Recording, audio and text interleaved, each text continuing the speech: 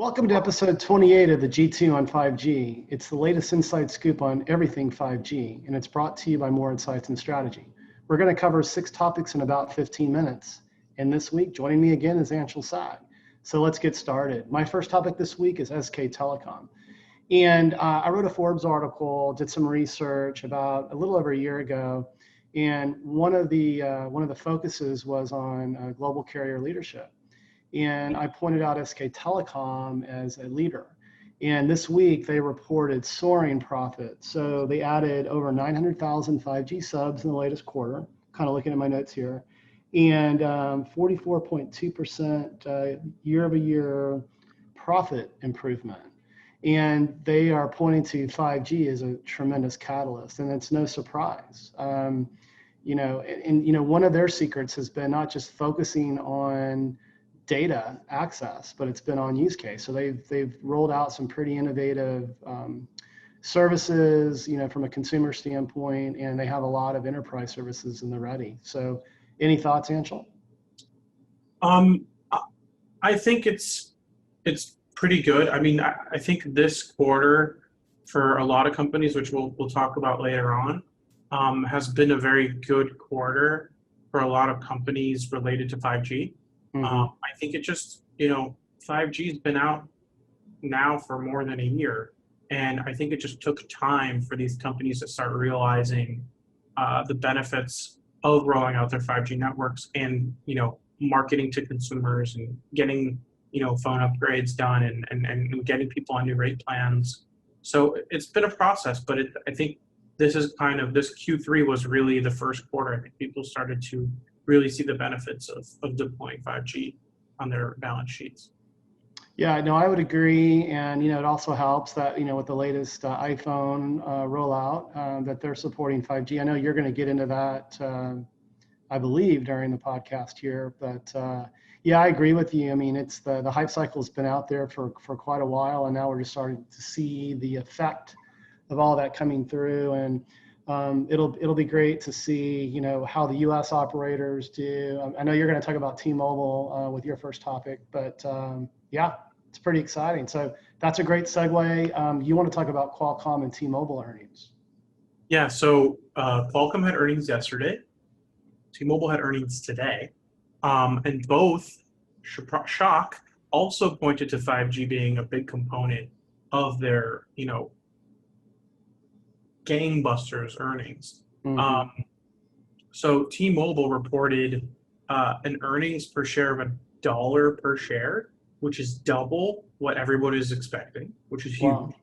Yeah. And their revenue beat both their and consensus estimates, and so was their EBITDA. So they were ahead on every metric. They just crushed it.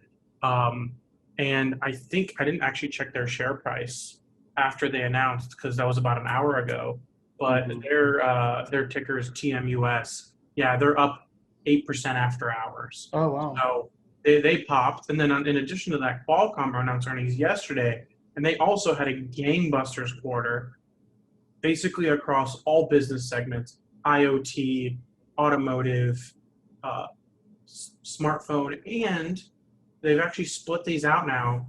RFFE, which is RF front end, for those who don't know what that means. RF front end is basically all of the components that sit between the modem and the antenna, effectively. And in many cases, also include the antenna. But it's all like the analog components and some digital components to the chain of making that radio signal for 5G. So they saw huge growth opportunities and actual profits in basically all of those segments. And now their automotive pipeline is $8 billion. Wow. And a lot of that is obviously not quite 5G yet. But my understanding is a lot of that is anticipating 5G growth in automotive. And they also saw some pop from some of their partners having some pretty big growth numbers, which we'll be talking about in the future. But this actually helped them wrap up their fiscal Q4. And they were able to increase revenue by 12% and profit by 11% for the fiscal year, which is pretty good considering COVID and how a lot of companies have struggled. But what's interesting, going back to T-Mobile, is that they've also now officially cracked 100 million customers. So, you know, they're killing it on almost every front, and with their coverage, I think they're able to really convince people to switch. They've got unlimited plans and they're pretty affordable. I'm personally a customer of T-Mobile, but I will say that I think T-Mobile has a long way to go in terms of improving 5G speeds and delivering on the promise of what 5G should be, which is low latency and high speeds as well as good coverage. And I think it's just going to be a matter of time until that 2.5 gigahertz network rolls out. And until then, my box of T-Mobile layer cake is waiting. Yeah, I mean, they have all the ingredients, right, to be successful. They've got that impressive spectrum footprint with Sprint. We've talked about that before. They're the first to deploy a standalone network. I learned today on a Nokia analyst call that Nokia has been involved in their standalone deployment. So yeah, they're doing quite well as an operator. Qualcomm is frankly killing it. They are driving the 5G ecosystem. We spoke about their small cell announcement on the heels of their 5G summit that just happened, that just wrapped up, and that addressable market is only going to continue to increase for them, from my perspective, as they get into infrastructure. So, playing on the end device, playing in the infrastructure, the future looks very, very bright for Qualcomm. Let's shift to my second topic this week, and I spoke about this on a prior podcast, Mavenir, and their plans to launch an IPO. And I found that it was interesting, probably fortuitous given the momentum behind Open RAN, but suddenly they've pulled back and they're pulling the plug on their IPO. No, from my perspective, no real tangible reason other than they're saying market volatility. I find that interesting because they were planning to do this right around a presidential election. And as we know in the past, right, I mean, the markets are all over the place. And we don't even have a winner yet, official winner yet. But is there trouble in Open RAN paradise? I don't know. I mean, I've spoken about this before.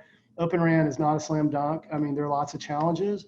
Certainly, it can be very CapEx disruptive, but at the same time, the complexity with the software integration is not easy. And we've seen that with Rakuten and some delays that they've had there as well.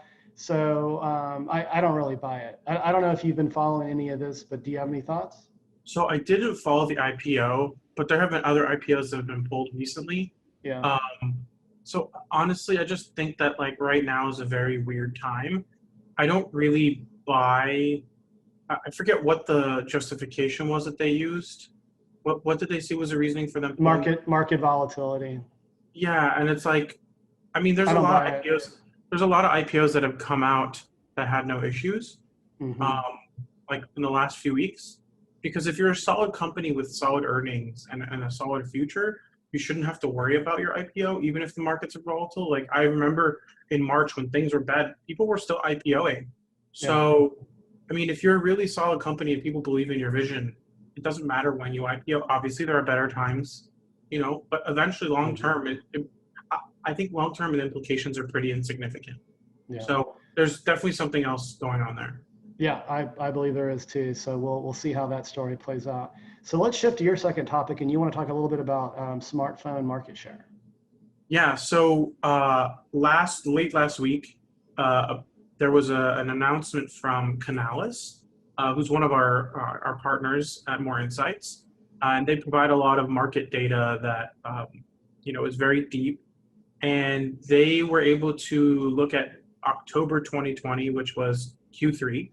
And they were able to look at the numbers and see that Samsung had reclaimed the #1 spot as a smartphone vendor in the world by shipping 80 million units, followed by Huawei with 51 million.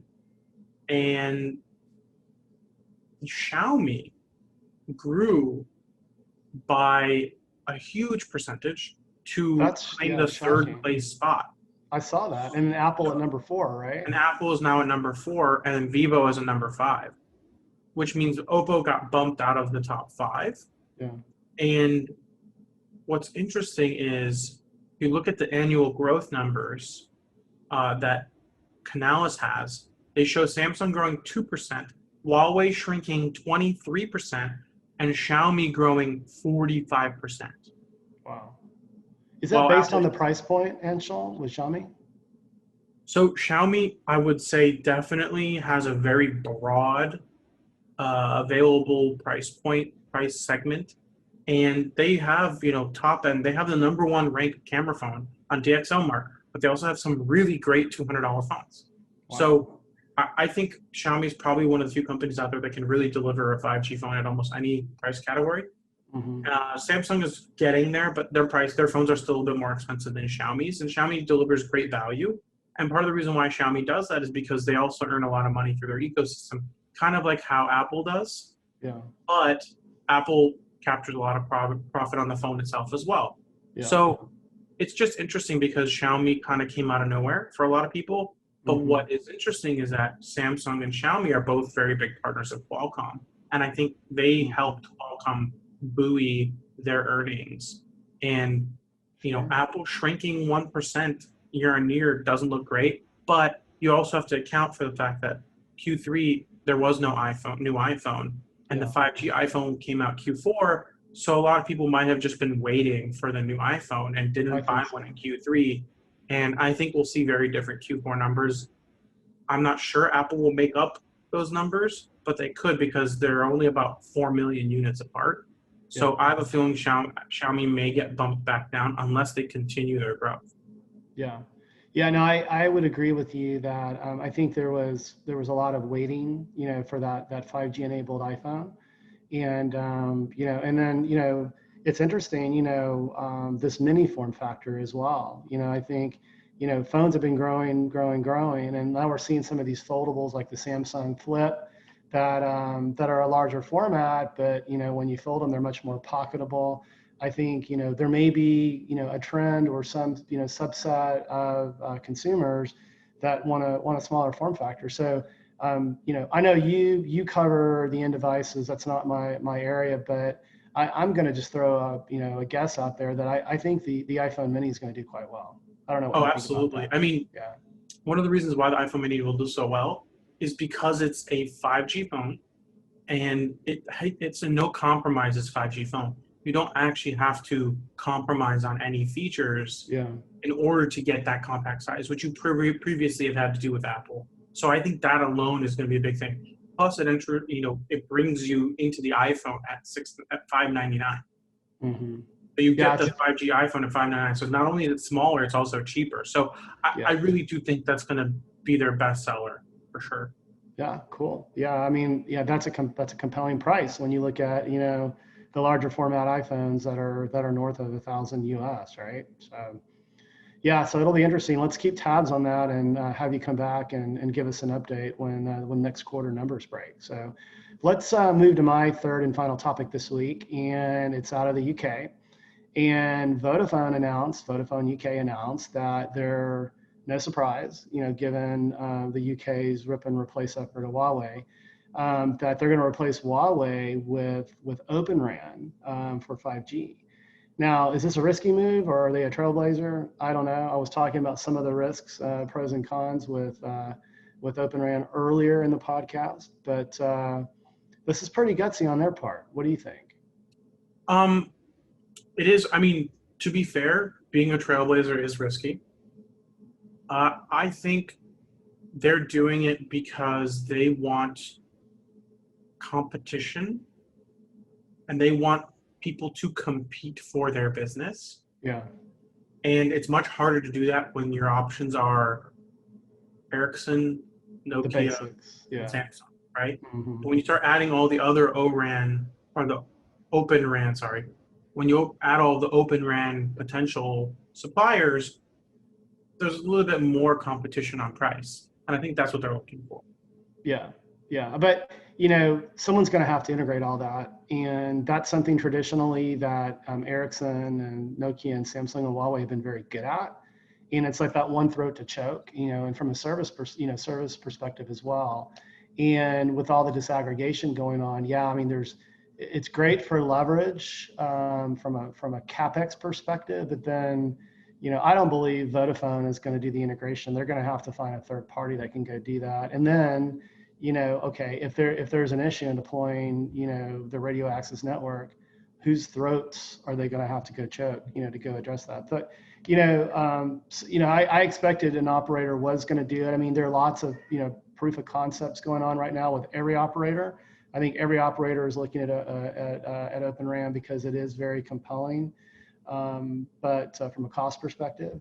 But it'll be interesting to see like their journey, and so I'll make sure to keep tabs on that and bring that back into a future podcast as the details are forthcoming. So let's shift to your final topic this week, and Samsung and KT announced a collaboration. Yeah, so Samsung partnered with KT to roll out their new core. So KT has a new standalone core, but it's a common core so that it shares the core for 4G and 5G and Wi-Fi. So that way they can deploy one core for all types of connectivity for their customers.